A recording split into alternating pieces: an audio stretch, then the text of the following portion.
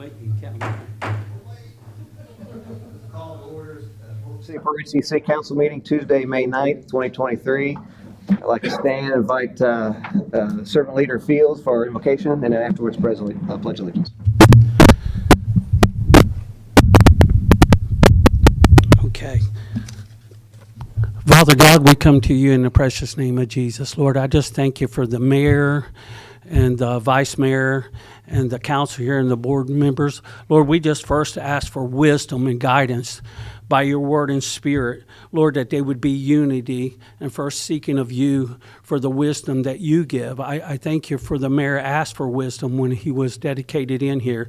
Lord, to lead these people with your word and spirit for the city, to make it a place where we could live and in God we trust and be blessed as a people, young and old, black, white.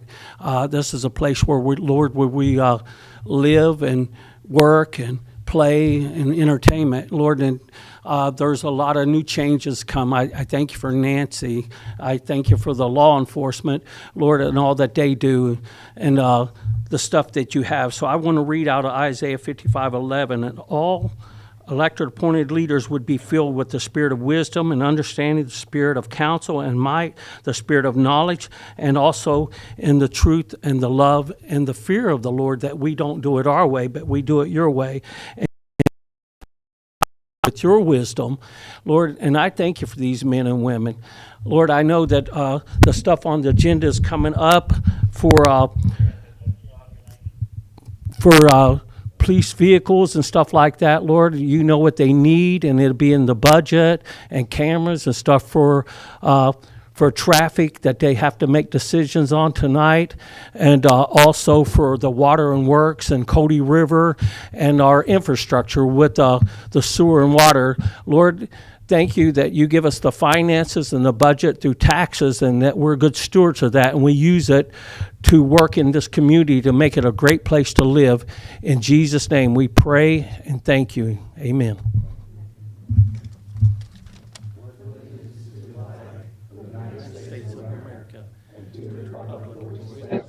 One nation, under God, indivisible, with liberty and justice for all.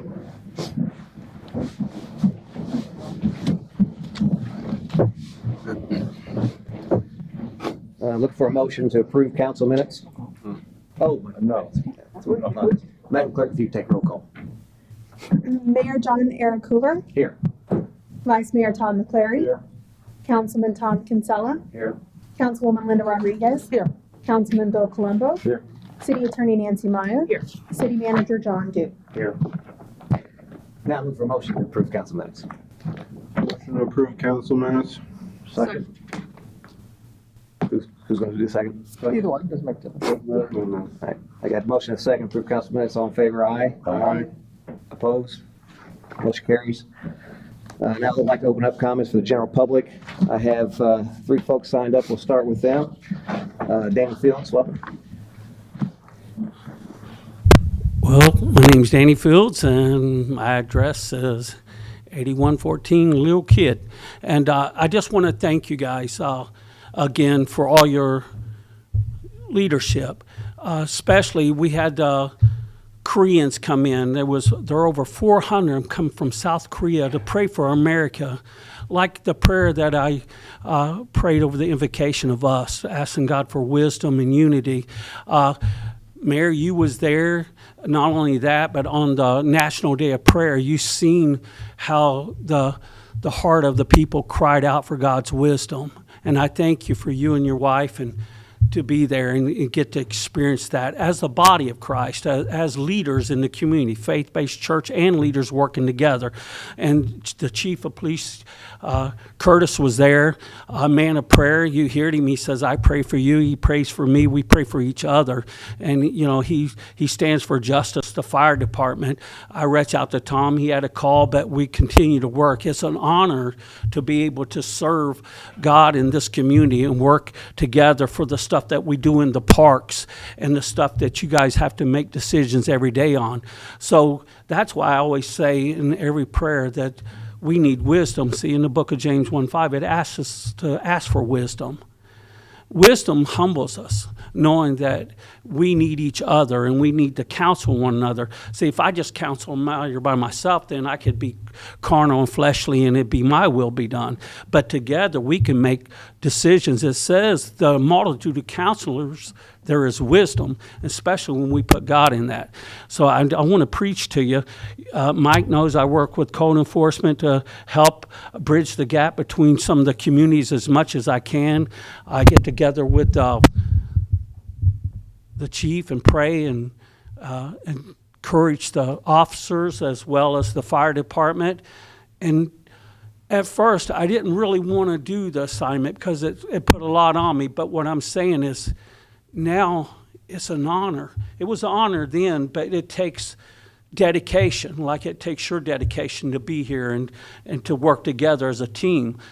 Most important of all, the mayor, I know he's got a vision to work in the community and bring things in to span Port Richey with events and stuff, so he'll need your counsel. He'll need the counsel of other leaders as well to make these decisions. So again, I just want to thank you for what you do. I'm here to serve you and serve God in the community and the people and work with you as a team. I see a team here. And I know a lot of people don't like change, but sometimes change makes things grow so we could have a vision and continue to carry on. Thank you. Thanks, man. Appreciate you coming. Next on the list, Bob Hubbard. Welcome. Good evening. So I just wanted to bring up a couple little issues that a lot of citizens have concerns about. One is a street light. Oh, Bob Hubbard, 7515 Grand Boulevard, Port Richey. Yep. So living over on Grand is one of the issues we have, but one is a street light on the corner of Wilkins and Bay Boulevard. A lot of citizens over there have a problem. It's extremely dark, and it's probably one of the busiest intersections in the city. There's homeless people there, and people like to go out, walk their dog, have bikes that are scared because it's dark, and people do run through that intersection. It's hard to see people coming in and out there, and I think the police would probably appreciate it. Duke Energy will put one up there for free. You're looking at maybe $15, $20 a month. So that's one of the little issues. Another one is the speed humps over on Grand Boulevard. The people who live over there is terrified. People coming off 19 and come down through Grand Boulevard 50, 60 miles an hour, sometimes more. And they speed right through there, and then they get right through Newport Richey and they slow down because they have speed humps. We can continue just 2 more speed humps from Newport Richey up to 19 on Grand Boulevard. It would eliminate a catastrophe that's going to happen. You've got electric scooters, bikes, you've got people on golf carts, walking dogs. And they fly through there 50, 60 miles an hour. It's very, very dangerous. And it's going to get done. The sooner you get it done, the cheaper it'd be for the city. And mean a lot to the citizens over there if we could look in getting that done. So I appreciate your time this evening. Thank you. Thanks, Bob. Appreciate you. Next on the list, we have Troy Peterson. Welcome.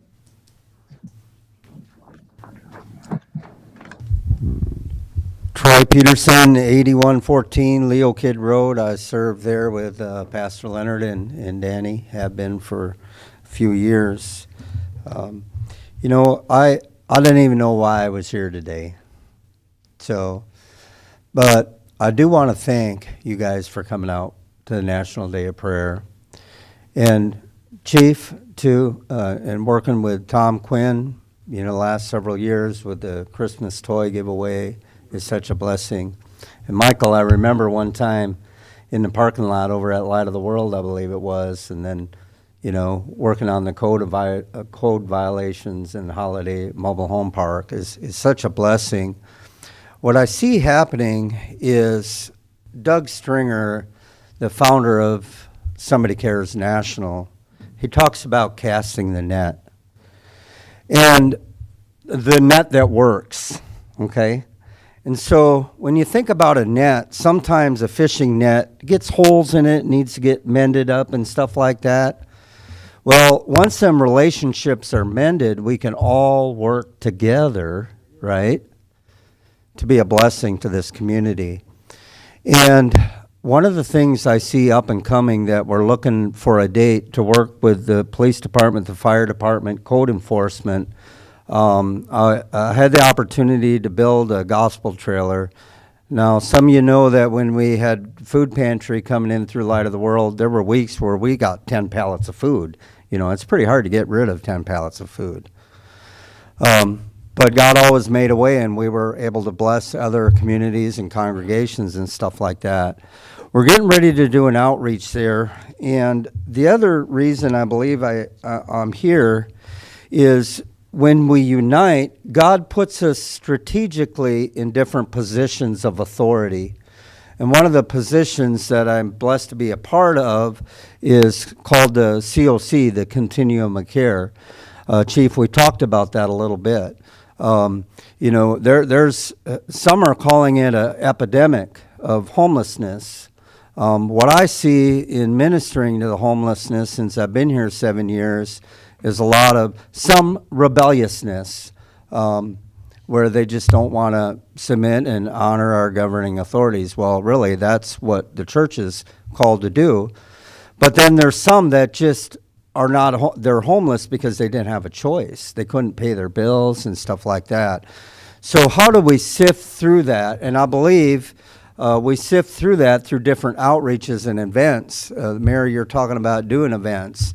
Well, we can do events in Waterfront Park, like the one that we're looking to do in Holiday Mobile Home Park. We can team up with the Brigade, the Sword and Spoon, Metropolitan Ministries. See, the COC oversees Metropolitan Ministries, the Sword and Spoon, and them things that deal. And then we can get people plugged into the right services, like on the by name list. And I believe that we can help in that matter. Thank you for your time. Thanks, I appreciate that. That's all I have signed up. By show of hands, is there anybody in the audience like to speak? Pat Rogers, welcome. Pat Rogers, 4838 Sunset Boulevard. Sorry for being late. I just wanted to thank the mayor and Chief Robinson for coming to our luncheon last Wednesday for the Korean evangelists who were here to pray for our city and our state. And it was a pleasure to see you both there. And then it was a pleasure the next day to see you at the National Day of Prayer. So thank you both. Thank you for that wonderful That's good. Very good. Anyone else? Show of hands. Seeing no hands, we'll move on to the next order of business. I'm going to pass it over to Mr. Duke, City Manager, for comments from him. Thank you, Mr. Mayor. As directed by council, staff has completed the review of city streets. We've identified streets that are appropriate for reclamite treatment, also identified streets that are going to be appropriate for mill and overlay. We've sent the list of appropriate streets for reclamite to the vendor and are working on putting together the purchase request. We'll have that to council when that's put together. So that project is moving forward. Had an opportunity to review the Cody River Landing project with Ayers. Mr. Bandy and his team will return to City Council on the 23rd of May, the next council meeting, have the final design for your consideration and approval. Once that's considered and if approved, we'll be ready to go out to bid. So really looking forward to that. The rate study continues, progress continues. Stantec plans to be here to present in June. They're still working with some numbers that they've requested from city staff. So looking forward to getting that final presentation back to you for your consideration. Coastal Design, they're our engineering firm that's working on the Limestone Pier project. They will be here the 13th of June to present a couple of different design options, some things for you to consider and what you would like that pier to look like.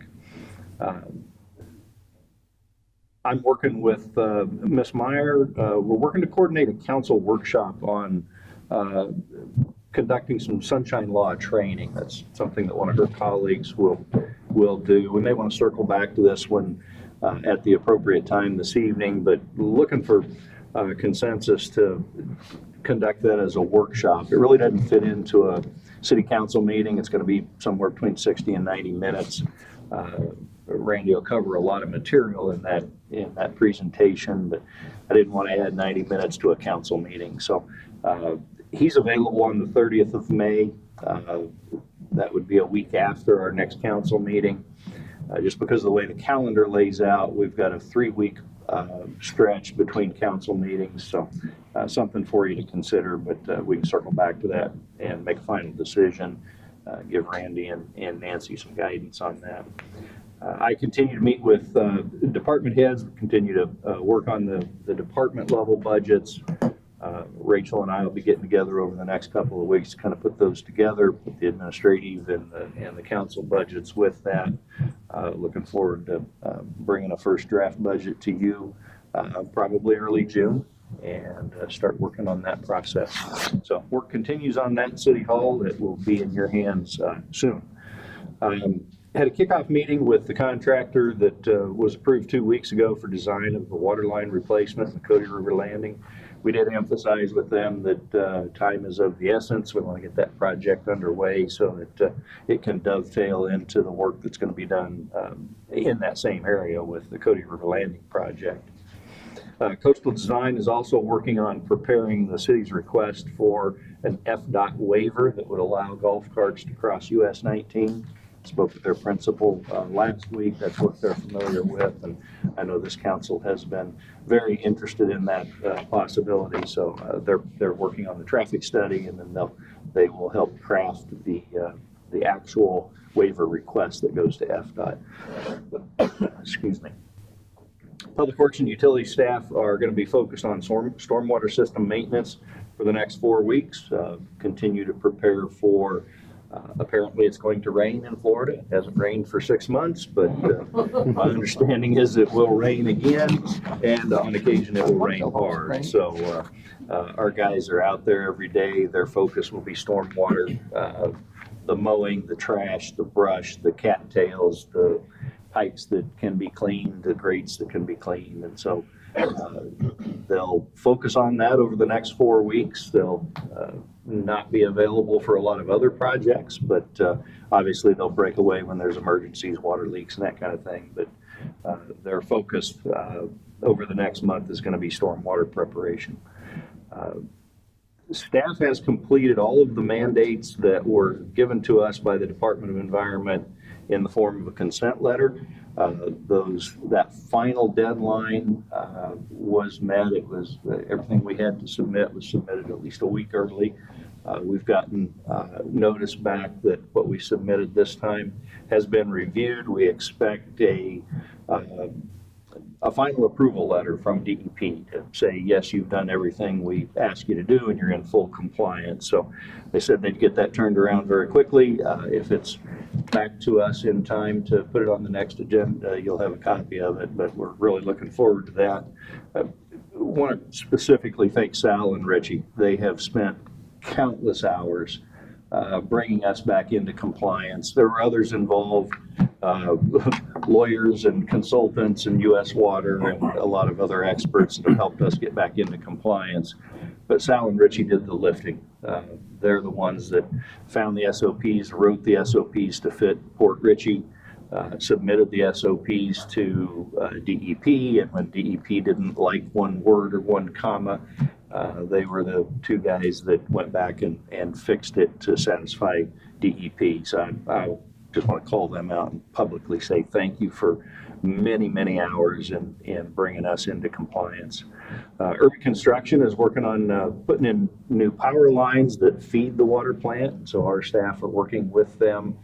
This isn't a city project, but this is an update in the Duke Energy system. So if you see trucks back there, there were some guys out front this morning, but that's part of what IRB is working on. Finally, I know this has been of concern to the council, fire hydrants. We've got one still pending. One is not repaired. Excuse me, Pine Hill and Leo Kidd that serves our commercial area. That one has to be replaced completely, so we're ordering a hydrant.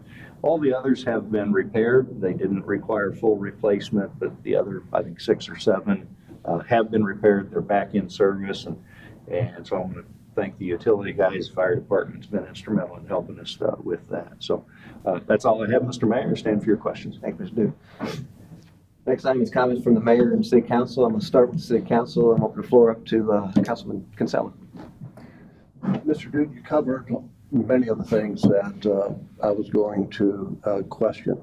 But there is, I don't know if this is the time for it, but my understanding, the police department just recently did something that was probably going to make a lot of headlines. I don't know if we could hear a little bit about it. Again, I don't know, but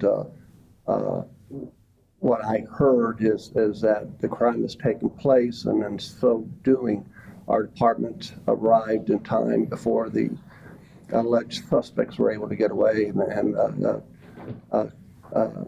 arrests were made on this. And our little police department is, I think we should be very, very proud of.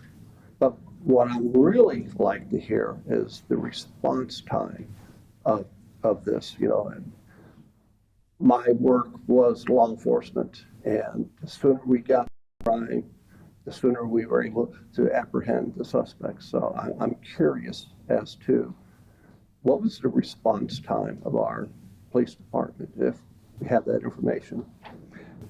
Yes, sir. So let me concur with your congratulations to the police department.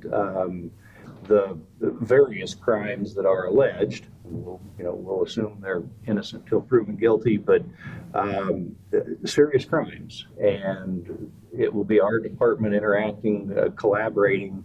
The Secret Service is involved in counterfeiting, so they're involved. State, county, other localities are all involved, and so I would concur. I want to thank Chief Robinson and his team. As to the specific response time, I don't know it. Maybe Chief does off the top of his head, and he can fill us in. If not, we can get you that, Chief. He's proudly going to say it. We received a call at 0031, which is 12:30 a.m. And then we arrived at 12:33, so 2-minute response time. Couldn't get there any faster? Give or take a couple of seconds. You got caught at the light? Give or take a couple of seconds. Congratulations, that's I wonderful. have to commend, that is very impressive. That is. Very, very impressive. Congratulations to our police department, and very, very proud of y'all.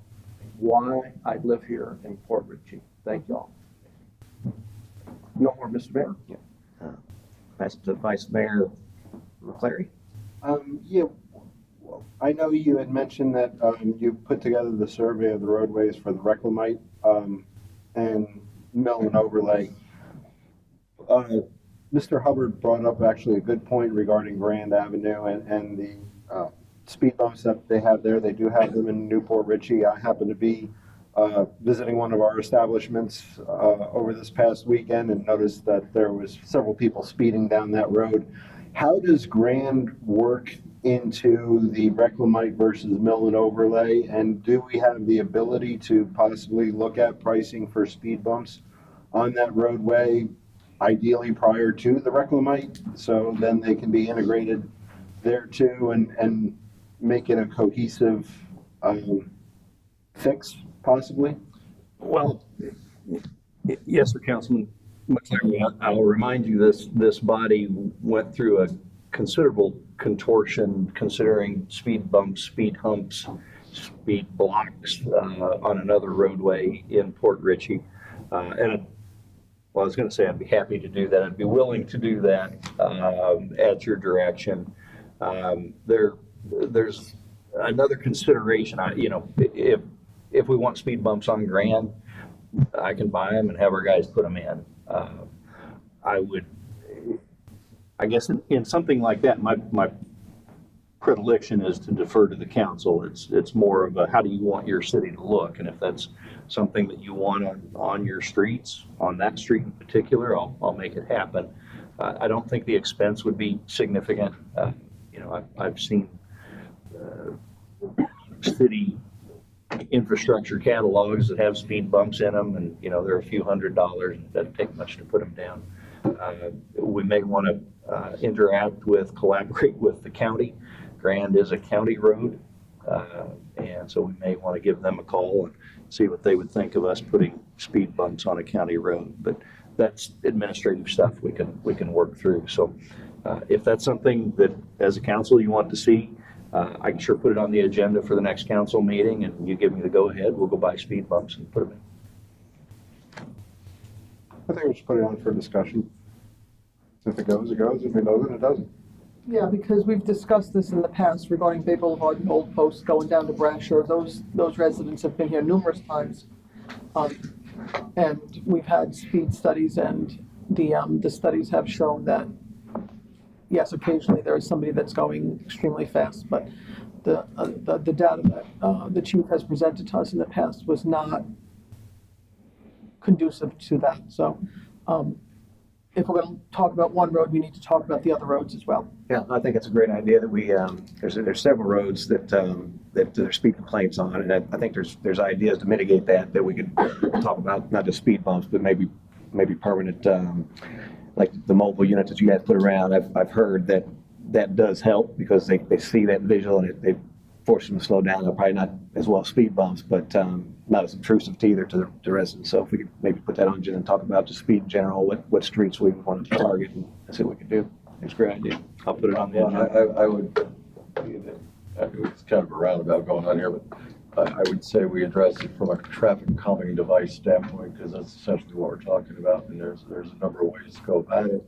There's speed bumps, there's four-way stop signs, there's mobile signs, there's increased law enforcement presence. So there are ways to address speeding. So it has to be taken into, you have to look at that. I was involved. I know Pinellas County actually has a very, very cohesive program when it comes to putting speed bumps into a community, which is educating all the people in that community of all the various options, upsides, downsides. Also, basically doing an election of folks in that area. Getting an input from everybody on the affected streets as to whether they want it or not. What kind they want, do they want any, and how it should be done. So I think we should take it from that direction, not strictly, let's slap in some speed bumps. I can tell you, I've got them on the south side, at least near me, on the roads that the speed bumps are on. It doesn't make a difference. If somebody wants to go flying over them, they go flying over them. And, not to mention the fact you have, every time a large truck, or fire engines are over there, they come up on a speed bump, they got to slow down, then they got to hit the gas, you hear the acceleration, and you can't drive a speed bump, you can't drive a big truck over a speed bump at any great speed, so yeah, there's a lot of things we consider. So I'm not against discussing the issue, but I'd say that it's one of those things that you need to do a bit of a study before we jump in and say, yeah, we can put in speed bumps. I think we have some data from moving that thing around that we could probably start with, don't we? I don't got any east side. Yeah, he had that thing all over the place. Yes. When we receive a complaint, we'll put that device out first and capture the data and see what the recommendation as far as enforcement is. It's a low percentage. We won't necessarily make it a priority. But what we'll do then is we'll put out the speed trailer, and then we'll do enforcement. So it's a three-pronged thing that we do. Yeah. Of course, one thing about those portable things, when you see them, they do slow people down, so that the data really is not probably indicative of what's actually happening when they're not there. The device that we deploy initially works 24 hours a day, 7 days a week, and it will capture data for us, and then it will produce a report, which I provide for the council in the past, and it will tell you how many vehicles have passed that particular location during that 7-day period, and how many of them have been in violation. Also, which is a vehicle, the highest speed and the lowest speed.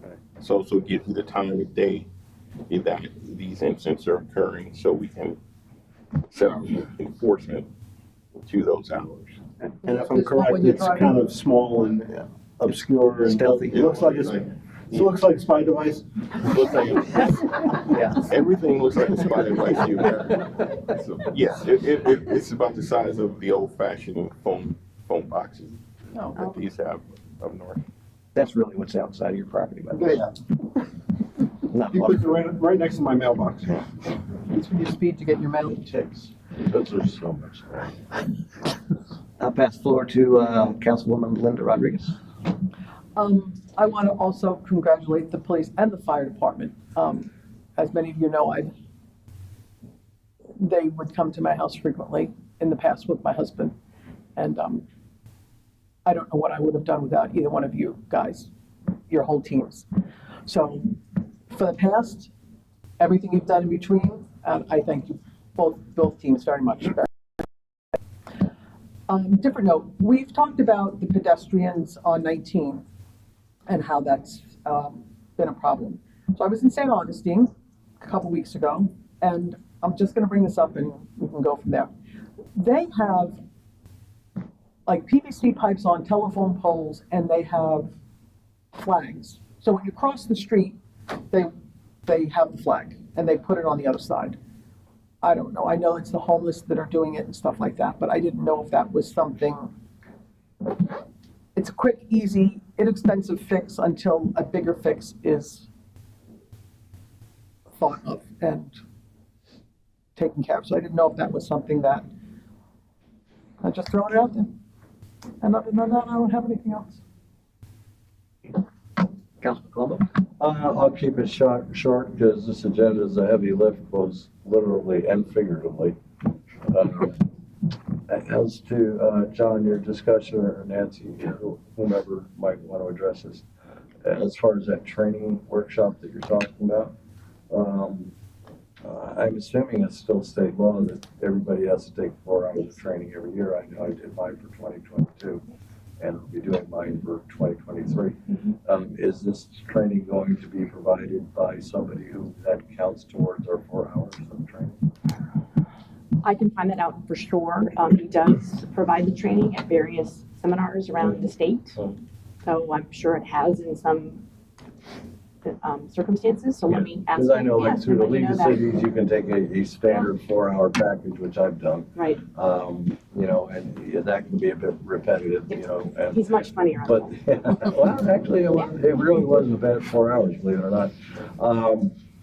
But, you know, there's other, from my personal standpoint, having taken that course many, many times, there's aspects of ethics code and training that can be done that would be more interesting to me because it'd be drilling into something that I'm not quite as familiar with as the basics. But just generally for all our standpoint, since we're supposed to do 4 hours of training, we're going to do an hour and a half if we can get credit. I will find out for sure. And if that happens, we'll look into that and let you guys know. Okay, thank you. That's all. I'm glad to say keep it short and sweet. Thanks, sir. I apologize in advance. I do got quite a few things. I don't want to dilly-dally with them, so I just kind of plant seeds, if we will. One thing I wanted to ask, Mr. Dude, if you could just touch on the strategic plan, charter reviews, and comp plan, and kind of timeframe we'll be reviewing those, because those are all due this year, and just let the public know. Yeah, so the comp plan is in the hands of the planner right now. She's done with her work. It'll come to council for consideration, discussion, adjustments, but she's putting together a draft. The strategic plan is a little more involved. That'll require hiring a consultant. It's a public intensive kind of process. That consultant will put together listening sessions, public input sessions, have several sessions with council. The strategic plan lays out where do you want your city to go for the next 10 years. It is time to renew that, but it's a little more involved and much more expensive. And so, as I suggested earlier, I don't know that we have the funds to do it in this budget year, but we're coming into the budget cycle. And so I would suggest we put the appropriate amount of funds into the upcoming budget and then get to work on that in the fall. So, and that may take 6 or 8 months to get that put together and completed. It really is a process that should be thoughtful, contemplative. You're going to wrestle with, the ideas of what do you want compared with what are you willing to pay for. And the mayor and I were discussing this, you know, our comprehensive, or our strategic plan now has some very specific, we will do these kinds of things. Every one of them has a price. You could put the millage rate right beside it.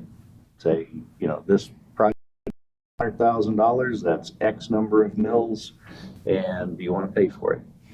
And, you know, there's all kinds of variations on that. Sometimes there's grant money, sometimes there's other funds that can be utilized for that. But it's a balancing process for you as a council and the public that we serve to wrestle with those ideas.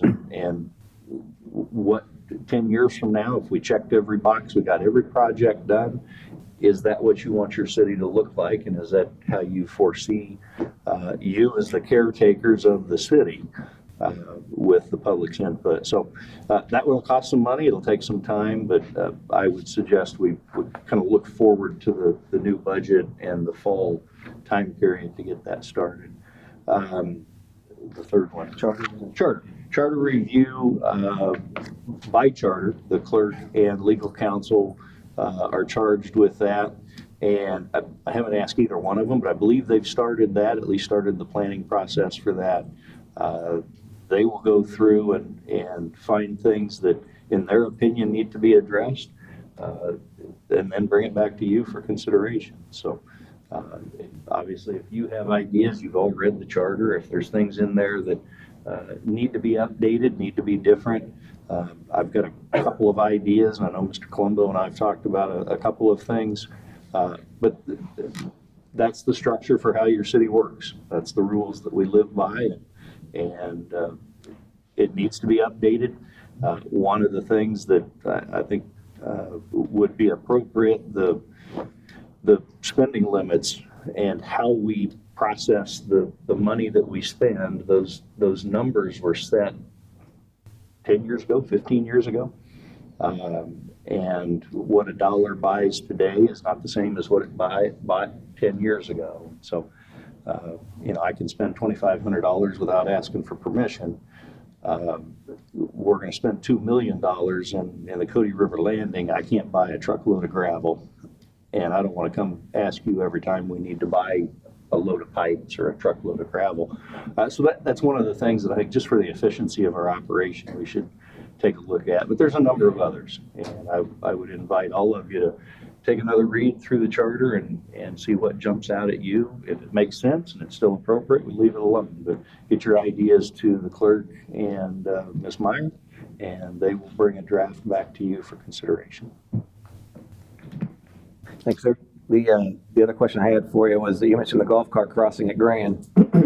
Did you have a timeline on when that study might be done? And just to let the public know, I spoke with Brad Yeager, and when that's ready and we submit that paperwork, he's ready to expedite that. So okay, as soon as we can get that done.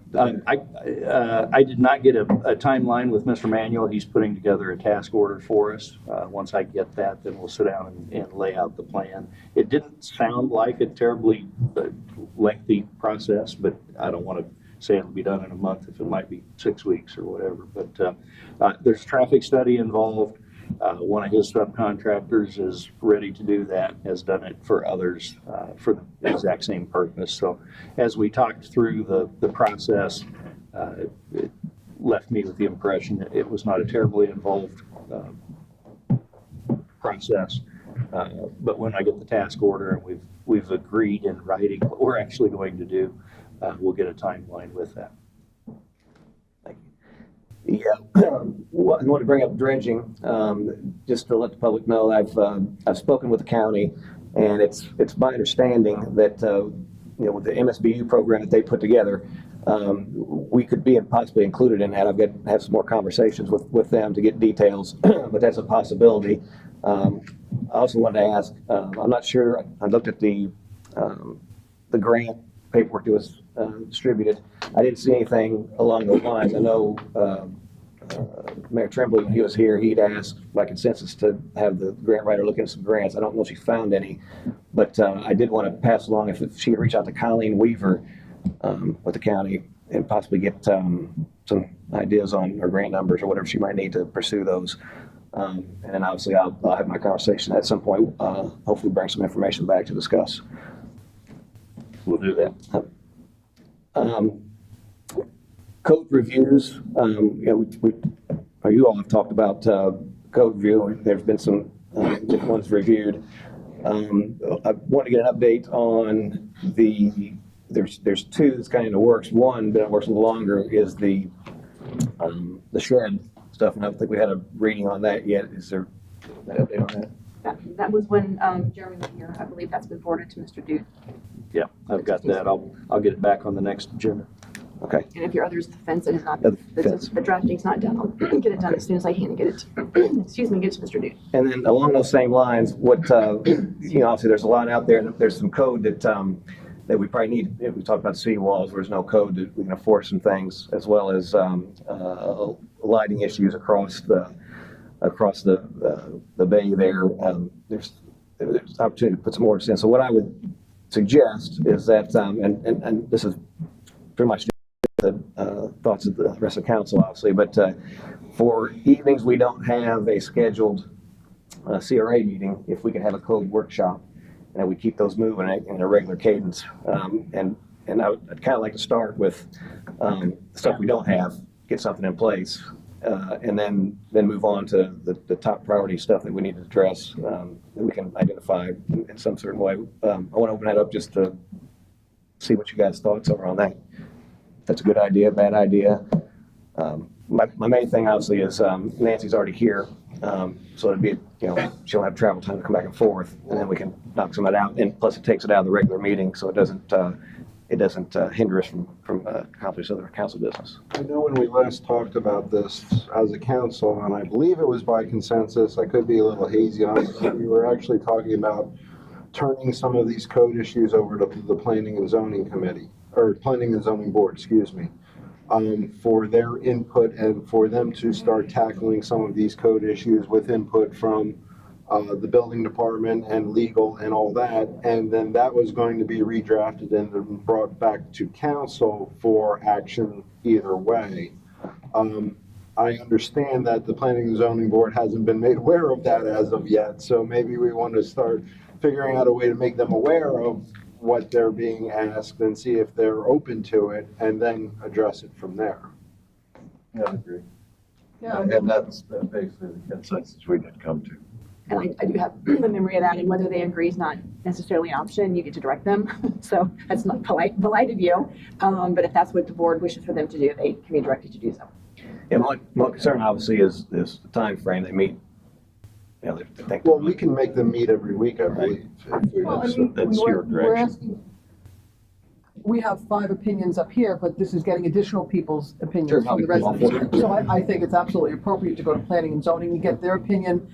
And I mean, that's what their job is, and then bring us their recommendations, and then we can act on that, or, fix it or change it or leave it alone, whatever they want. Yeah, and this is well within exactly what That's what their they're job is. supposed to do.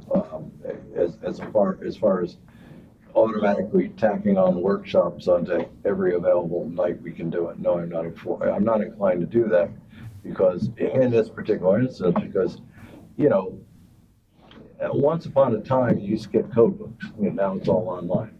When you got the books, it was a stack of books this high.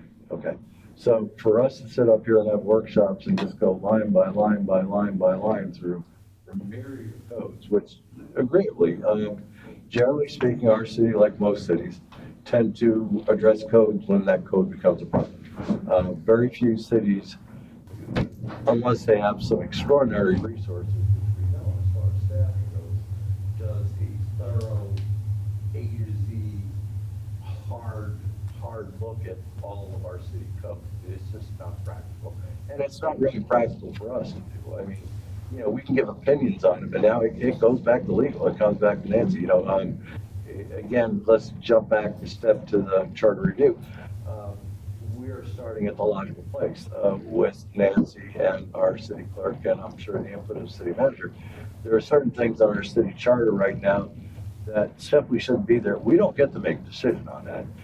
There's a provision in there for removing somebody from office. Well, we have learned in the last few years that state law supersedes that. So there's a part in our charter that just should not be there. It's got to go. It shouldn't belong there. Another part of the charter, which is dedicated to the transition for 2 to 3 year terms, which happened a number of years ago. Well, that's written right into the charter. Now that everybody's on 3-year terms, that section of the charter, there's no point in being there. So there's some pretty mechanical things to be done by both our city attorney and the city clerk. They're basically just no-brainers. And, you know, we can do that from a legal standpoint. Then we can start looking at potentially what we might want to change or what we might want to add or what we might want to take out as a step process, in my opinion. So on the ordinance that don't exist, like the light pollution and the seawall, what are your thoughts to have the planning and zoning create those, or should we, or that something separate? Actually, planning and zoning, we review the codes we have, and we can pull out those. Now there's a template out there for the lighting one about sea turtles or whatever. That, Many towns have that. yeah, that we can maybe look at that and see if we're going to adopt something like that, or do we want to put Well, that? no, reviewing code and potentially talking about new codes is entirely different. Okay, yeah. So I was going to suggest for anything new, I think that comes here. And if there's a consensus or an interest in something new being written, maybe the turtle thing, for instance, you tell me that's the direction you want to go, I will bring you something. And then you can discuss it, pass it, not pass it, change it, pass it, not pass it. Yeah, again, But you new know, stuff, will- go in the opposite direction, that's our job, that's not yeah. PNC. right, okay. And so, do we need to put that on the agenda to talk about that, or by consensus, can we have Nancy pull? Those are the two hot ones that I'm aware of. Is obviously seawalls, and then the light pollution. Is that something that we want to ever The pursue? seawall thing is actually an amendment to an existing code, is my understanding. So that would, the seawall thing actually goes back to planning. and zoning. Okay. Yeah, because the way my understanding is, there is an existing code, it's just missing one word that says seawall, that was the bone of contention. There's something in your code that could be modified, yes. Okay. So That that might would make my be path. theoretically the planning and zoning. The turtle thing is a new thing, and it's gotta be on the agenda as the turtle. Right. Because that is the best way to put it. Yeah. Do we have turtles? Yeah, I have to say, this is the first time I've ever heard I, it. Well, it's- I don't know, I just heard. So there's a light. I'm excited if we do. Well, There are sea turtles, but there's I got precedent or whatever. The code is and it affects the turtles, so it's around that. But it would help with.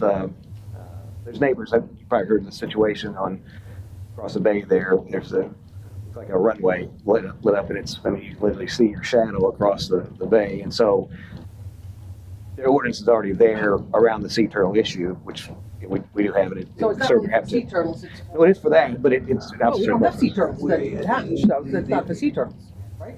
ordinances that revolve around sea turtles, specifically in Pinellas County, is because they have nesting sites. Right. Yeah. And the light pollution, you know, will draw the baby turtles towards lights as opposed to towards Gulf of Mexico. So there are no turtle nests around here. We don't have beaches. So I mean, that's not applicable in our case. I guess more the template thing. We can take a lot of it out, but As far use as, it as a base. as far as a light ordinance, Right. you're taking me back to the scary old days of the noise ordinance, which is, boy, that can turn into a real quagmire as exactly what constitutes light pollution. You know, it's pretty suggestive, subjective, which is the real word. I don't know. Like I said, this is the first I've heard of it. So I'm not inclined to say, let's draft an ordinance due to light pollution without a little more input on just exactly.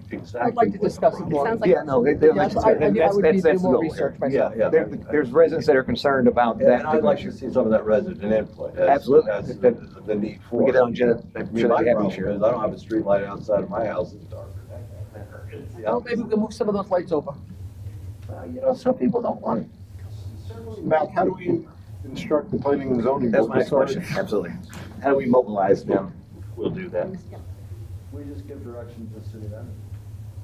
I will advise them and we'll set it up. And if their agenda, do we need to? We have a list of stuff already. Okay, so. Yeah, we'll create an agenda for them and give them some direction and marching orders. Awesome, thank you. The other thing I wanted to bring up, one of the other things, I'd like to host some events and things in the city. I would like to try to do something within the next 5 months, in October timeframe with a fall festival. I think would be a good goal. Obviously, if we don't think we have time, but how do we do that? I guess first, what I want to see is what are y'all's appetite on having events? And let's just use the fall festival as an example. Is that something that you guys? Well, we have a budget line item for events, so I mean, basically whatever we do, which fits within that budget line item, it's up to the council whether they want to do that or not. Where would we hold it?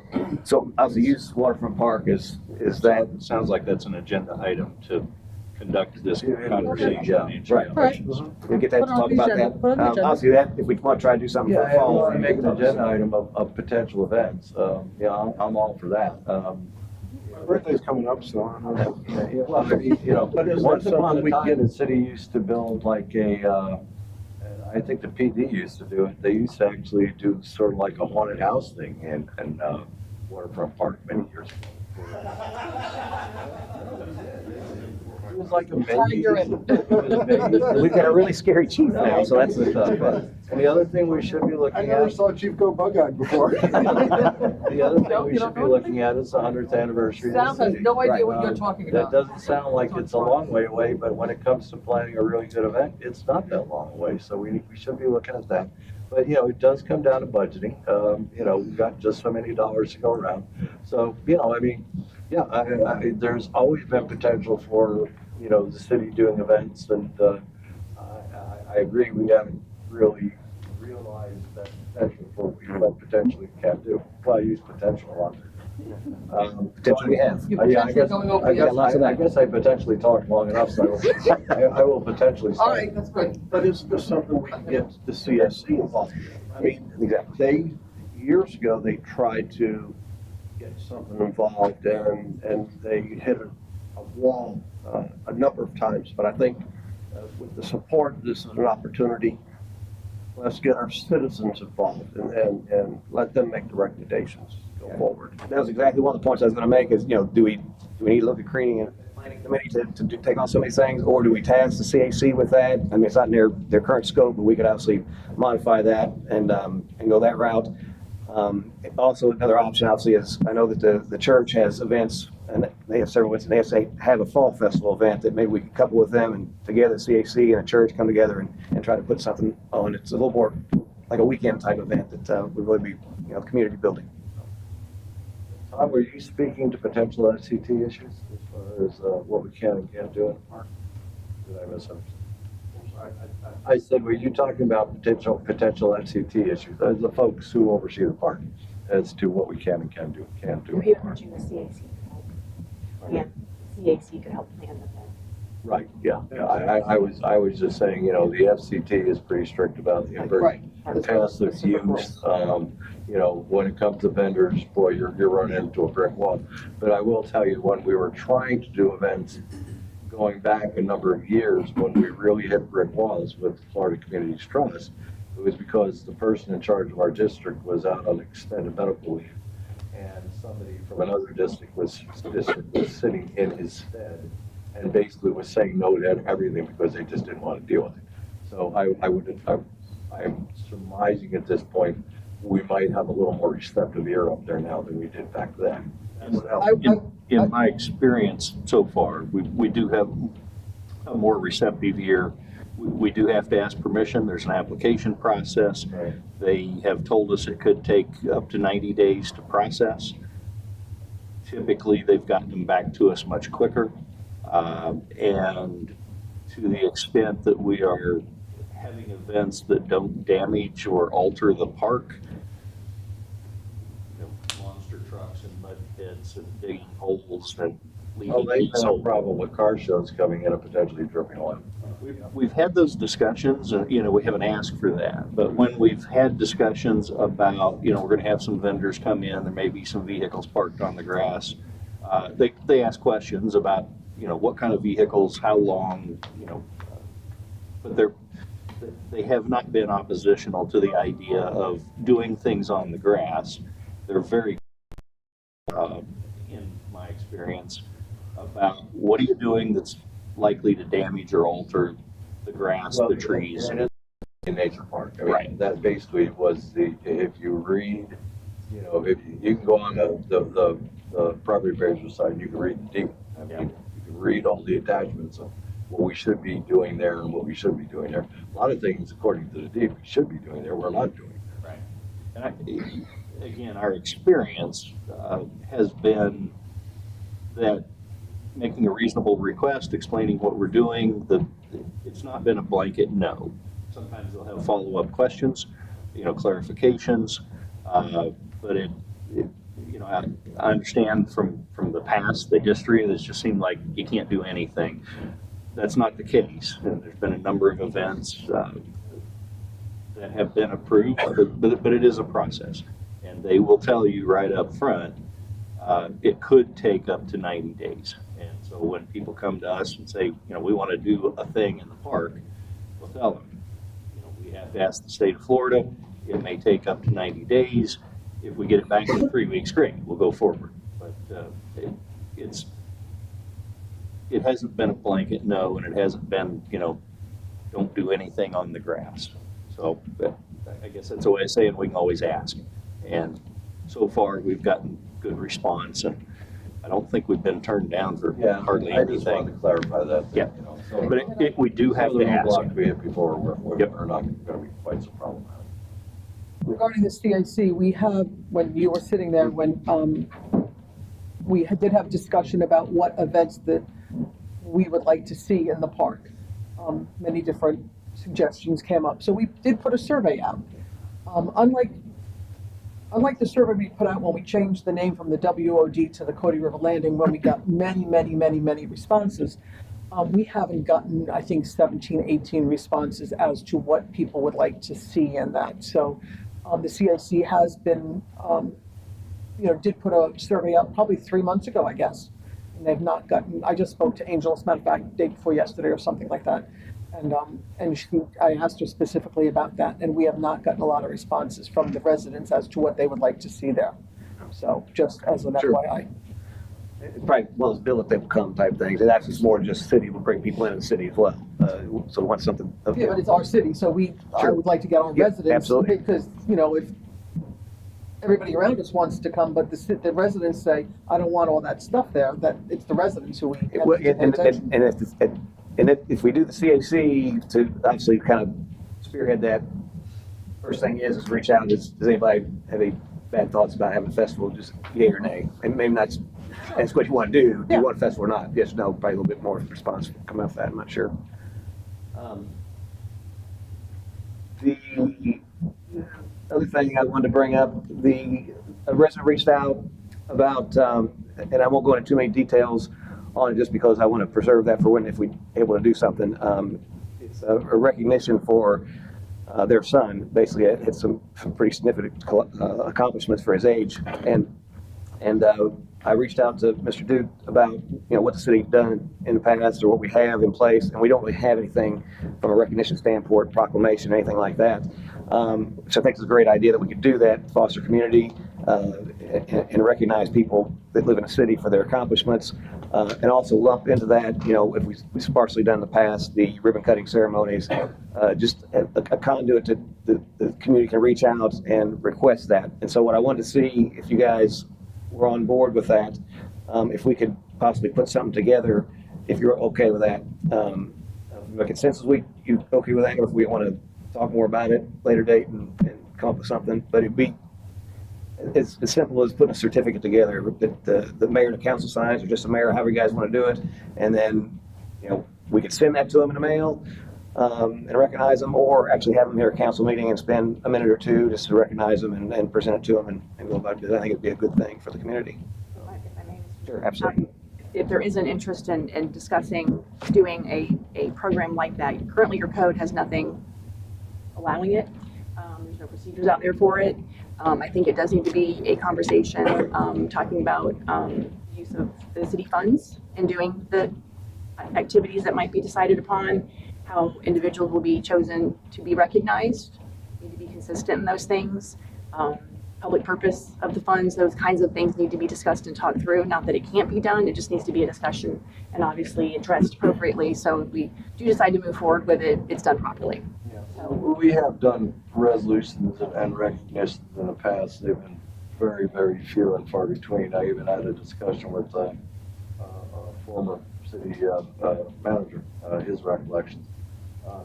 It's always been, I know Pasco County does a lot of resolutions, but the basis of a resolution is invariably an outstanding public service to the community, or in this case, to the city. It's not just a recognition of somebody who's done something amazing, because we have a lot of people in the city who've done some amazing things, be it kids in high school moving on to college, folks in the military, or just very successful business people. I mean, my basic opinion is we basically stick to the general, kind of like the recognition we had earlier today for the police department. I mean, this was recognizing specific milestones of folks in our police department that did service to our city and continue to do service to our city.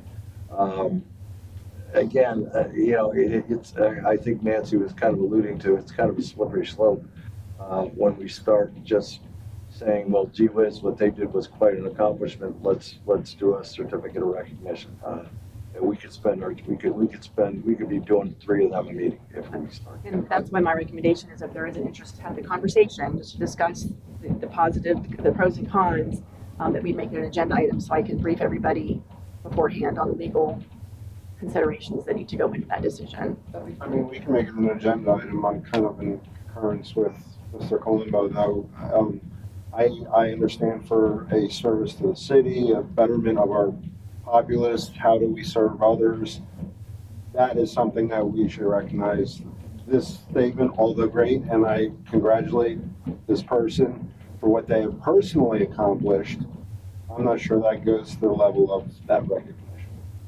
Well, and it's like I said, there would need to be a vetting process. Most cities, I say most, a lot of cities had, I had some examples. Orlando would be the one very close. They have several things you request. It goes through a vetting process, and then if it qualifies, then they do something.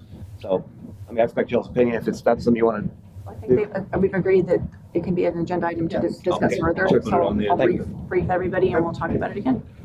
Thank you. Another thing I wanted to bring up in regards to the distribution of packets and going digital. As you see here, we've got 7 of these up here, 7 reams of paper. I'd like to see if we could possibly look into the opportunity to go digital, so we don't have to have the time involved in expense and the killing of the trees and environment impact that all this paper provides. We did it on the CAC. It's worked well. Well, Linda doesn't like it. There's one down. Okay, but and obviously, if we only had to do one for you, whatever reduction we can do, if we could have maybe a hybrid. But anything we do to obviously cut that down, obviously our clerk would be more than happy to. I'll come help her stuff things. That's not a problem. I personally like the paper. I jot stuff on it. I keep pieces here and there. I don't keep obviously the whole thing, but if something's pertinent I want to refer to back, I keep it in my stuff. I put it in the back. So I personally like the paper. I understand what you're saying and I appreciate it, and I do. But I think for purposes of follow through from me personally, I like the paper. I would have to agree, just given my own personal methodology. It's so much easier even sitting down, flipping from here to here. Doing that digitally, maybe you're really good at it, but I'm not. Yeah, sure. I get that. I can put, I mean, there's a lot of stuff to I go can through. put If you say sticky go, notes in places I want. I can highlight, as Linda said, I can put notations and things in certain areas of the paper. So, I mean, if you want to consider doing an opt-in for somebody who wants an electronic, I mean, this is what I want. I mean, if you want an electronic, I don't have a problem with that. I agree. So, I mean, if that's the case, then that's fine. I just know I function better with this book sitting in front of me, not only at home, but when I'm doing, spending my weekend before a council meeting here with my research, and I'm like, what? Oh yeah, let me go back here. Let me go up here. Let me go back there. I'm just trying to do that on, on a desktop. It's hard enough. If one of you folks doesn't have a desktop and you're working off of a phone or a tablet, I can't even see how you accomplish it without. I see it. Yeah, I think it'd be part of it. If you wanted to just chime in with Well, before. Where I came from, we had the same conversation. There was some hesitancy on the part of a couple of council members. I bought iPads for the city bought iPads for the council and the mayor. I left the option open for anybody that wanted a paper copy. After a couple of council meetings, everybody was good with the iPads. We, not unlike here, we put it up on the big screens. I kept a paper copy for myself for the reasons you guys have already mentioned, my notes and going through. So I was the only one utilizing paper. It worked there. This is a different place. You're different people. I would, if it was something that you would be interested in, there's not only the cost of the paper, and we pay a certain price for every piece of paper that we copy, but there's also considerable man hours, and the clerk spends anywhere from 4 to 8 hours putting these together. PD then delivers them. So those are just some of the pros and cons that all of you have to wrestle with. You tell me you want paper, you got paper. You tell me you want iPads, I'll get you iPads. If you want some combination thereof, we can do that too. Obviously, one or the other is easier to administer because I'm only doing one thing. But you tell me what you want, and that's what we'll do. It worked where I came from, but like I said, that's a different place and different people. If I could jump in for a second too, this has come up before. It's actually a couple times, so it's not an unusual thing to come up. But the other thing I noticed, looking at, this, volume 1 of the Encyclopedia Britannica in front of you include a heck of a lot of stuff, like especially when it's like piggyback agreements of like the entire bid process that 3 different municipalities went through, and then we're picking one. Is that absolutely necessary to have in the book? Because they didn't used to be that way, so I'm assuming that's what this is. I put them in there because legal advised me that it should be in there. Okay. And not only this legal, but another legal, previous legal, so. And that example, yes, with piggyback, if you're selecting somebody, a contract based on a piggyback, you're supposed to be verifying that it was done correctly, so you need to see all that Okay. stuff. All I'm Other saying- examples may be less. That one, yes. All I'm saying, and I respect that. Yeah. I mean, that's why you're all here Yeah. to make that correct call. I'm just saying, It's a lot. I've not seen this. This is a new one on me, so. It's a lot. And this is big because of me, and we'll get to that, so Okay, usually it so won't it's be your this fault. big.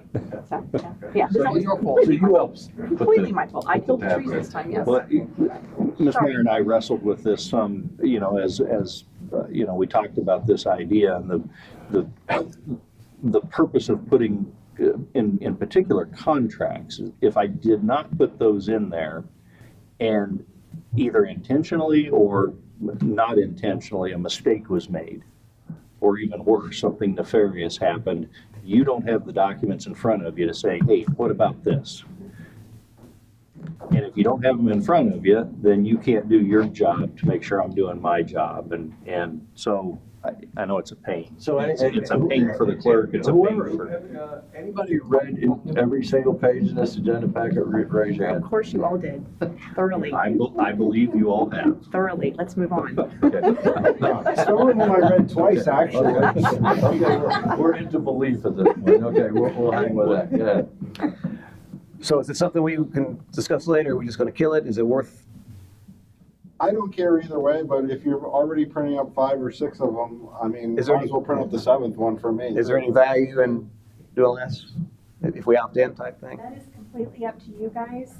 If you say paper, I will continue to do paper. I'm here to provide the agenda, how you guys see fit. Well, in your opinion, would it, if Oh, the my 3 of us? opinion? Of course. Oh, come on. But if there's one less, I mean, if you're making 5, is number 6 and 7 that big of a deal? Oh, versus yeah. 5 or? That's a lot of work. That's, It's a lot, especially on agendas that are big like this, our approved engineers. I've had to give you guys flash drives because that is so big on top of other agenda items. So These binders are very, very full and sometimes maybe not hold all of the paper that needs to be printed for the information you guys need to make your informed decisions. No, I think you got the maximum amount of maybe another 10 pages after that. Okay, can we pass it? I mean, I don't want to talk about too much here, obviously, we have a lot of time. Well, but, I also have to add, I really hate Apple devices as an old IT. Oh my gosh. I can concur with you there. I am not with you, anybody on the Apple thing. Yeah, I would not allow any I've iPads. been in IT since the first PCs came out in '83, so I've been on the Well, I PCs. prefer Apple devices, Well, you so if see- we're So do gonna I. do digital, then Yeah, we so have to do Apple devices. So So now that'll you- really confuse the Now whole we'll have another situation. All right, next. Sounds like I should on council. There you go. Onward. Move on. Yeah. Because it's 8:10 already. We haven't gotten to Let's go. agenda item number one. All right. That's okay, I'm running a stopwatch on John here. I've already broken that record. So, Not really. I have a couple more things. I'm gonna actually yield those for later. Just remember, I did try to skip the roll call. Later will be a Previously. later will be a later date, I'm hoping. The next item on the agenda is comments from boards and committees. Do we have anybody from the board committees like to comment? We have that on board committee. Yep. Pat Rogers, welcome. We have a meeting. No. Pat Rogers, Chair of the Board of Adjustments. I just want to go back to your sunshine rules meeting. Every board member on a committee or a board needs to attend that as well. So you got a lot of people to wrangle in here. And also the Somebody Cares Fall Festival would be October 28th, which is the Saturday before Halloween. Mhm.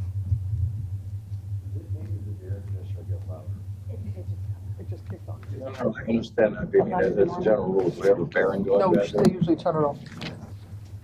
It does sound, Because it sounds like it's struggling. The hamster has arthritis. Okay, moving to the consent agenda. Any discussion on consent agenda or motion? Mr. Mayor, hold on, if I may. I want to make sure it's on the record and everyone understands why you're doing last week's consent agenda and then later last week's council business in addition to this week's consent agenda and this week's council business. As you all know by now, and I did send a memo highlighting why we were going to be doing this. We had a quorum discussion at the last meeting. I did give my opinion, which I still in support of. However, there was a call. A reporter got learned of the quorum issue from someone that was, I assume, present. I don't want your community to question you. I don't want them to be concerned about something being done right or wrong. So I felt the prudent decision was, if there's a concern, let's just do it again. I don't want them, like I said, there's enough to worry about in this world. I don't want them worrying that you guys aren't doing it the right way and that things are somehow being snuck by them or something like that. So the memo explains it. If you have questions, of course, you can ask me or you can call me later, but I just want to make sure that you understand that's why I'm making you do double work today, and I do apologize, and I apologize to Ashley and to John and to everyone else for having to do that, but I think to make sure everybody is comfortable in your community, this was the right thing to do. And I might add, going once again back to the charter review, I think we really need to clarify exactly what constitutes. Yes. Technically, last week, or the last meeting was legal. It depends on. We're okay, redoing right, everything, Yeah, so- yeah, we're gonna redo it, but no, so there is no case law on this issue, believe it or not, which is amazing as long as this process has gone on. There's no case law actually answering your question. The Attorney General has given out opinions. Most cities adopt those. The Attorney General's opinion, forget the pandemic time, because obviously it changed during that time period. The opinion went back to physical presence. Your code doesn't say physical presence. I interpret your code as legally giving you the ability to not be physically present because it doesn't require physical presence. So there's your rub, the code and the Attorney General's opinions. I don't think, I have been told that you guys don't want to be the city that gets the answer from the court on that issue. So I'm not gonna say to you, oh, just don't worry about it, don't redo this, let's just go forth and deal with the lawsuit that might come this way because we didn't have 3 physically present. And let me argue to the court my legal interpretation of your code. the court could adopt the Attorney General's opinion. We lose. You are very mad at me. We pay a lot of money. And we set then we have the precedent in case law. So at this point, there is no case law that says it's right or wrong. The general consensus is follow the Attorney General. That is why I'm recommending that we do that tonight, and moving forward, that would probably be the best way to do it, unless you want to take that chance of being the city that goes forward and makes that law that may or may not work out to your benefit. Does that answer the question? Okay. Motion for consent agenda for the dates of 4/25 and 5/9. Second. A motion and a second for the consent agenda. All in favor, signify by saying aye. Aye. Aye. Opposed? Motion carries. Next order of business is the Cody River Landing Water Main Improvements Engineering and Design. I'm going to pass that to Mr. Duke for introduction. Thank you, Mr. Mayor. This is engineering cost to design the water pipe replacement, water main replacement in the Cody River Landing area. Would request a motion to approve the scope of services from Advanced Engineering and Design for the sum of $34,882.15. And clarify, this is something that's scope of services isn't doing anything. This is the design work. Design. Yes, sir. All it is. Yes, sir. We'll get to, We have no probable cost estimate. that's correct. That will be included, that is included in the scope to give us a construction estimate. But this is the design work to do the project. Motion to approve scope of services from Advanced Engineering Design for $34,882.15. Have a motion second. Any more discussion? All, vote is, please signify by saying aye. Aye. Opposed? Motion carries. Sorry, I got tongue tied there. We'll get there. Next order of business, approval of 5105 Bay Boulevard demolition. I'll pass that to Mr. Duke for introduction. This is a request, request a motion to approve the purchase order request. This is the cost of performing the demolition, the sum of $24,990 to PAW Demolition. Request a motion to approve. I have a motion second. All approved, signify by, is there any other discussion? And I missed this before, but that's, we're doing this over again, but I'll open it up again. Is there anybody in the audience who would like to comment on this? No? Okay, all in favor, signify by saying aye. Aye. Opposed? Motion carries. Next order of business is a purchase of the city compensation study. I'll pass that to Mr. Duke for introduction. Thank you, Mr. Mayor. We request a motion to approve the city compensation study to be performed by Dynamic Corporate Solutions in the amount of $22,473. I'm looking for any discussion or motion on this. Compensation study by Dynamic Corporate Solutions for $22,473. I have a motion and a second. Any other discussion? I personally have the opinion this is something we could do in-house. I have that same feeling. It's really a function of HR department that I feel that the numbers are out there that public information. If we could do a pretty good job in-house and save that, I'd rather take that, was it $20-some thousand and use that to help increase pay, but that's my thought on it. Any other discussion? I do have a motion and a second. I'm open up to the comment to the public. Dave Mueller, welcome. Dave Mueller, 5439 Blue Point Drive. I believe you do have opportunity. You can probably ask Newport Richey and Pasco County and get their compensation study or their existing job descriptions and corresponding compensation that you could utilize for this particular small city. Do we need to spend 22 grand? Probably not. We could probably do this internally. If you already know people are leaving, you probably know that there's probably not enough there. So maybe you just move the number. Have a good one. I'll put it to vote. All in favor signify by saying aye. Aye. Opposed? Nay. Motion carries. Next order of business, CIP Utility and Public Works purchase of a CAT 420E backhoe. I'll pass that to Mr. Duke for introduction. Thank you, Mr. Mayor. Request a motion to approve the purchase of the CAT 420E backhoe.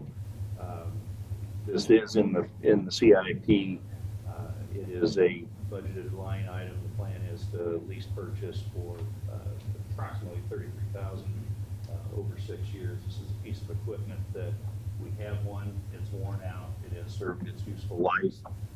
We use it regularly, daily, for a number of different functions. So would request a motion to approve purchase of the backhoe. Just to be clear, this is budgeted and coming out of our Penny Pasco fund. Correct? Coming out of the utility fund, Oh, utility fund. yes. That's who primarily will be using it. Why is it not coming out of Penny Pasco? I mean, that's usually what we do large capital expenditures. That was just discussed during the budget process, that it would come out of utility fund. We can move it as you see fit. I prefer to see it come out of Penny Pasco. That's a classic use for Penny Pasco. You have to vote on it. What do we need to do? Is any discussion on that? Well, I seem to remember talking about this, or maybe I dreamed about it previously, but we also were talking about changing the lease term of it to align to 5 years with that of the warranty as well. That's right, we did, you're right. You did have that conversation last time.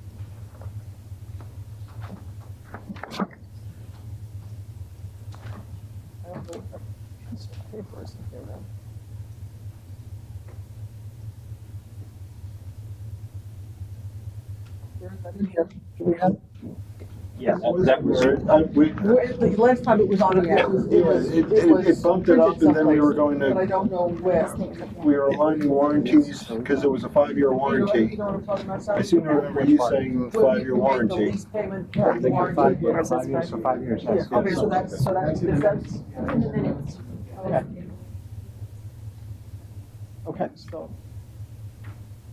But this is the 6 years, lease purchase approximately 33 for 6 years. It doesn't align with the. That was Yes, the that's what we original suggested. agenda item. Yes. So what you have in front of you is the You can actually original agenda motion item, again to what we talked Yeah, about. exactly. which is what you did 2 weeks ago. I believe last time you showed them in the packet where it showed them the 5-year, you showed them something to help them make that determination. It's towards the very end of your packet. I mean, I seriously, you know, we're talking about doing a rate study for water, and right now we're just front loading, you know, that rate study with $170,000 expenditure into utilities. And though this may be basically used by utilities, it's used by public works too. So it's a piece of equipment like most of our heavy equipment that's used across departments. And again, this is a classic case of what we buy out of what we think Yeah, we but purchase out the of Penny backhoe, as part of the utility expenditure, also services people outside of the city. Because our utility services customers outside of, who are not city residents per se. So we're also spreading part of that cost to people outside of the city, whereas Penny for Pasco is for the sole benefit of citizens within the city. So you're kind of transferring some of the costs to people outside of the city. They get a benefit, the use of the backhoe.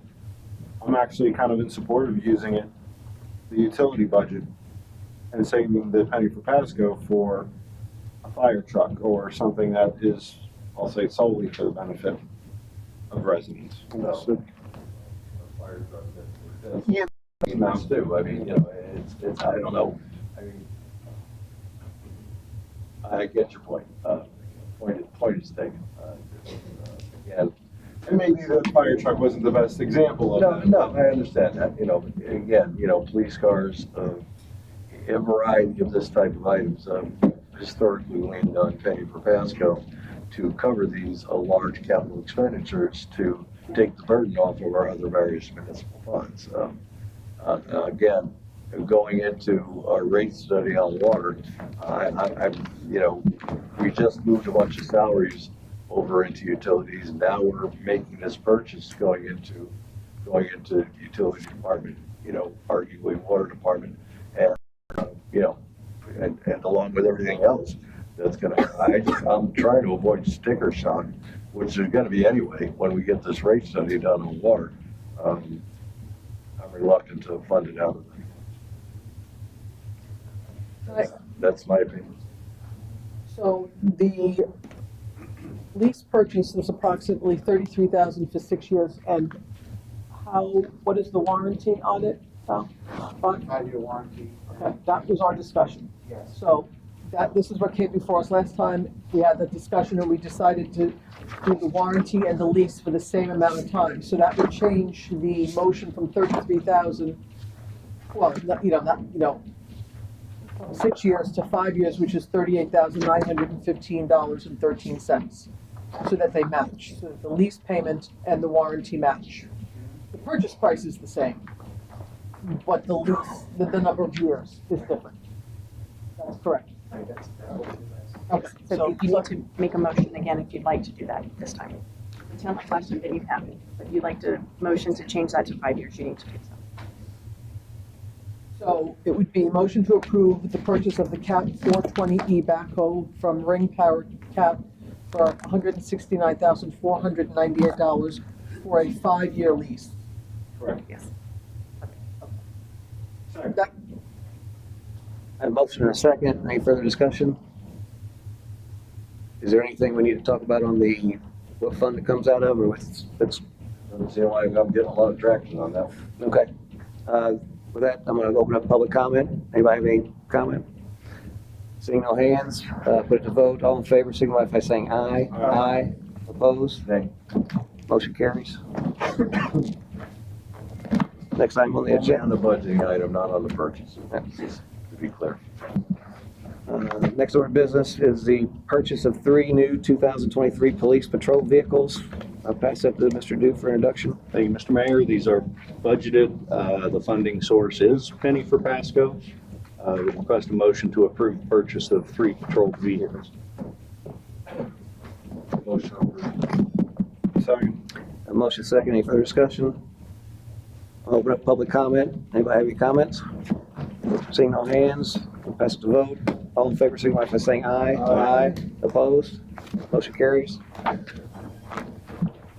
Next order of business is purchase of in-car camera system for 2023 police patrol vehicles. Pass it to Mr. Duke for introduction. Thank you, Mr. Mayor. These are in-car camera systems that would go into the vehicles you just approved the purchase of. Would request a motion to approve. This is a Penny for Pasco line item. Motion to approve the purchase of the in-car camera systems for the new patrol cars. A motion second. Any further discussion? Any public comment? Seeing no hands, pass it to vote. All in favor, signify by saying aye. Aye. Opposed? Motion carries. Next order of business is the purchase of in-car radios for 2023 police patrol vehicles. Pass it to Mr. Duke for introduction. Thank you, Mr. Mayor. We've got cars, we've got lights, we now need radios. Would request a motion to approve the purchase of in-car radios for the new patrol cars. This is a Penny for Pasco line item. Motion to approve the purchase of in-car radios for our new patrol cars. I have a motion and a second. Any further discussion?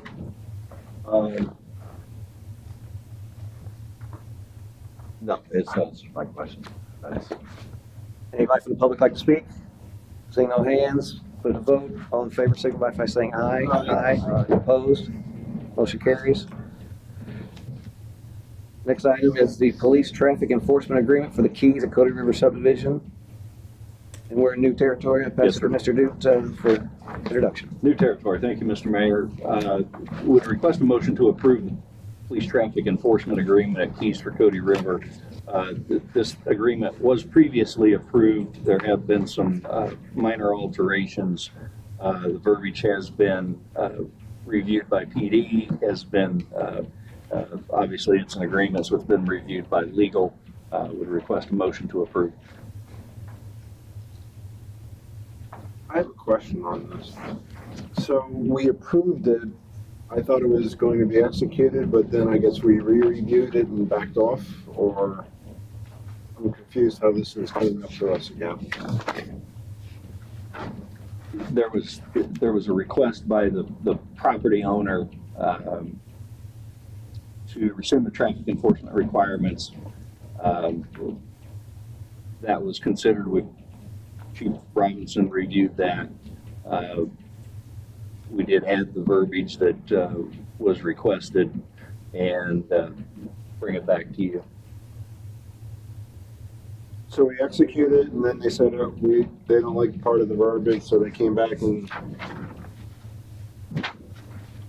I believe what happened was, with the previous, the property had not been developed yet. That was, we had the legal agreement set, but we weren't going to execute it until it got to a point where they were actually having residents in, and we could do the actual enforcement. They came to us and wanted to know, in fact, if they made a decision to rescind that not privilege, but for us to do the enforcement, what would the ramifications be for them? And so that was the verbiage we added in there, that if they decide to rescind it. This is over on Washington Street, right? Correct. Wasn't this part of their developers agreement that they had to have the enforcement in for COI? Yes. And as a matter of fact, So how are they going to rescind it if it's part of their COI? so now they'll rescind the entire agreement. There was just one portion of the agreement, and it spells it out in there, and we changed the language for it.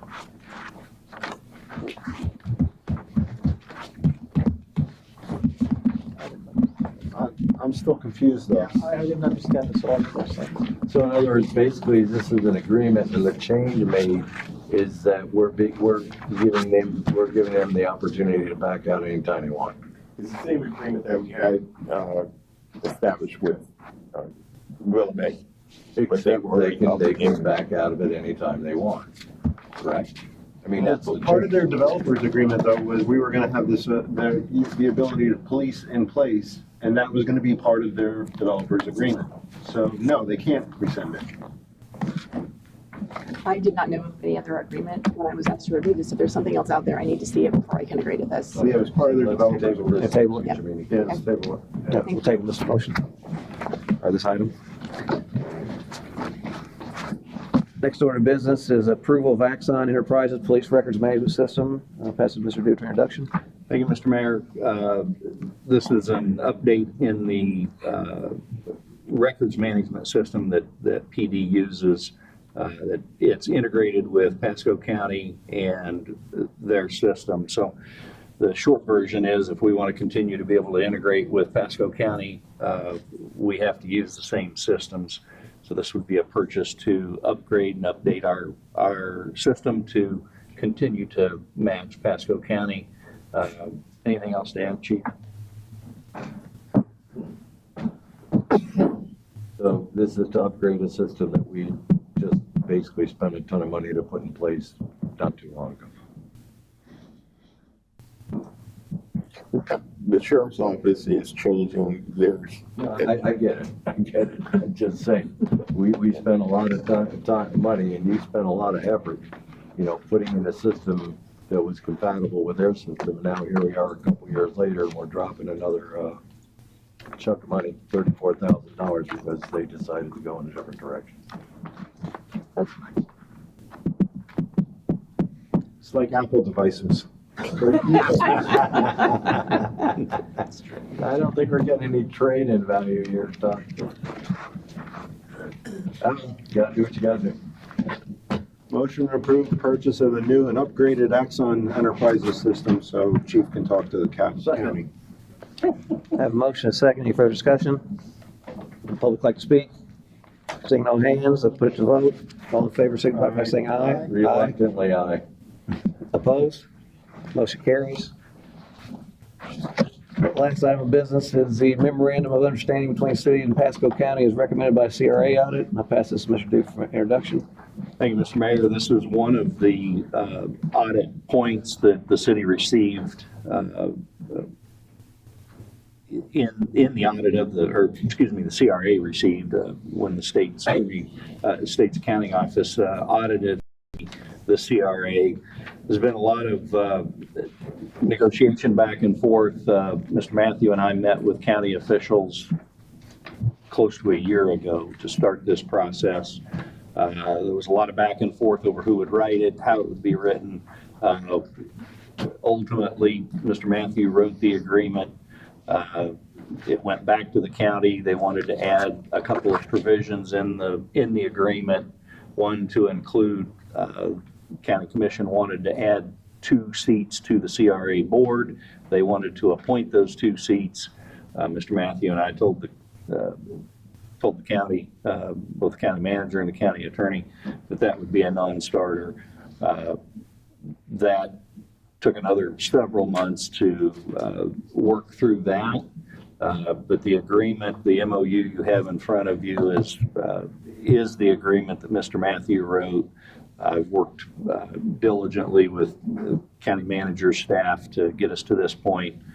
She did a lot of work negotiating with individual commissioners to get their consent. So this is the gist of the MOU is, as you can read in the fiscal impact in the background, there were monies owed by both the county and the city to the CRA. There was mistakes made 20-something years ago that compounded over the years. There were decisions the city made several years ago. You add it all up, it was a lot of money. And this agreement is, as was recommended by the state and their auditors. And the basic premise is the city and the county are going to agree that the city doesn't owe any money, the county doesn't owe any money, any of the fines, penalties, and fees that the county has incurred over the years for late payments, which are considerable, will be forgiven. And basically, we're going to all agree that we start clean from when this MOU is agreed to by both parties and move forward. As you can see, there's some fairly large numbers in there, more so on the county side than the city. But as the Auditor General recommended, wipe the slate clean, we start fresh from here, make the adjustments in the budget. We use the right base year, which was not done over 20 years ago. But we start clean from this point. So been a lot of effort go into this over the last year. It is one of the points on the audit that we received. And so accomplishing this is probably the biggest one for us to get accomplished, to enter into an agreement with the county as to how to move forward. So I would request a motion to authorize the city manager to sign the MOU. If agreed, once it's signed, I'll send it back to the county, and the county commission will then take it up for their consideration. Open for motion or discussion? Well, I just want to make a couple points here, and this is a case study of, follow the rules and do things the right way. And a lot of rules weren't followed and things weren't done the right way. As to section 5, finding 3, in reference to tax year 2008-9, I know for a fact, having discussed it with the then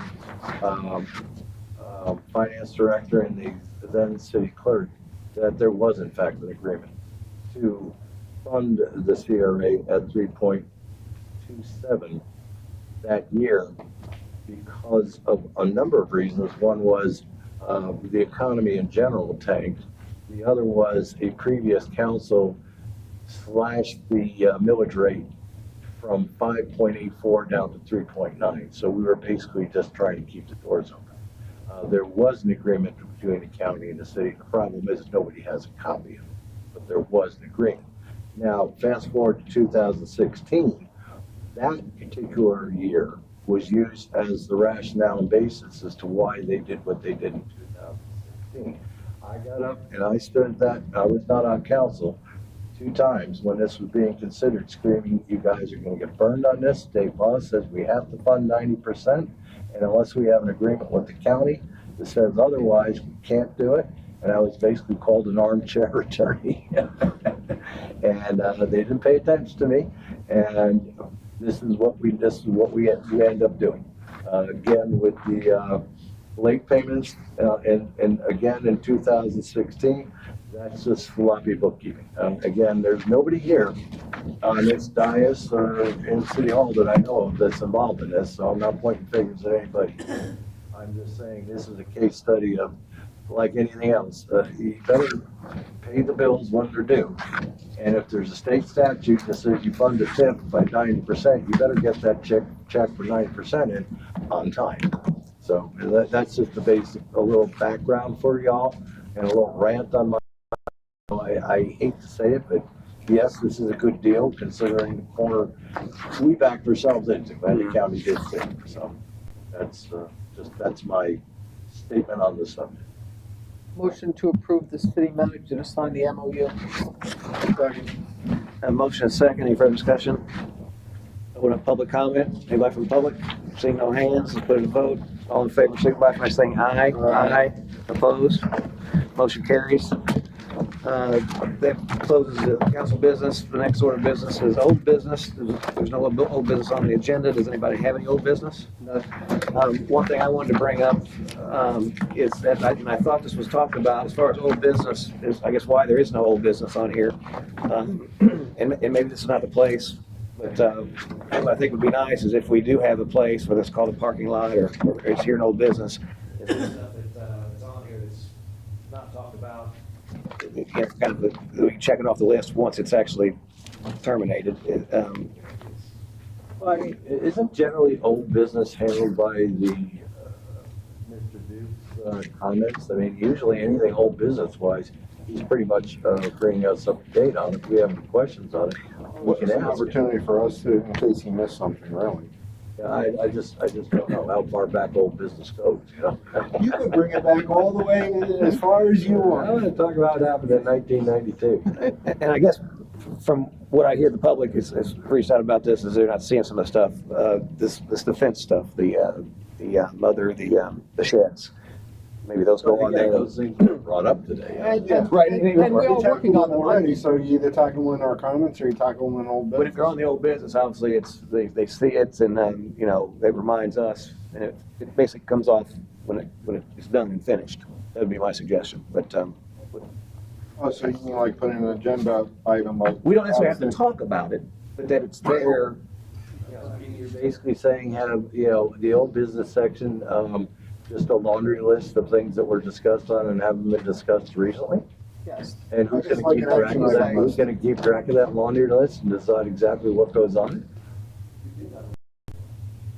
It seemed to fall off the. Well, it didn't fall off. I took it off because my response has been trying to make sure that I cover the things that had been in old business, cover those in my report, bring you up to date on And it. you have. Now, if I've been missing things, the shit been on the list. Yeah, I mean, we have comments from the city manager and then it's followed right up by comments from us. So if there's something he doesn't address that we want to, bring forward that, hey, what happened to this, what happened to that? I think that's the place to do it. I think we're being repetitive is all I'm saying. Well, I mean, if it's there,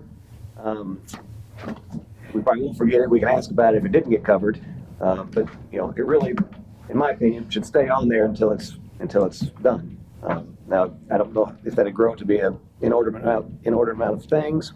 But, we're all human. We all let things slip. But the public, they may attend a meeting, want to hear something, an update on that particular thing. We don't cover it. If it's on here, then at least it jogs the memory. Oh, what about this? That's all. If I may. Sure, absolutely. The way the code currently reads, the city manager has control of the agenda and what goes on it or not. So I think that's a conversation to have with him. It's fine if you want to discuss it and have a consensus, but ultimately, the way it's written currently, And Sure. it might change soon, but currently, Mr. Duke's in charge of what goes You're on just it. giving us lists for the upcoming. I days. If you read the code, I think actually there should be, a potential new business should be submitted to the city manager in advance for its consideration for inclusion Correct. in the agenda. That's correct. Let's go. That card. If you want. With that, I'm looking for a motion for adjourn. Motion adjourned. Second.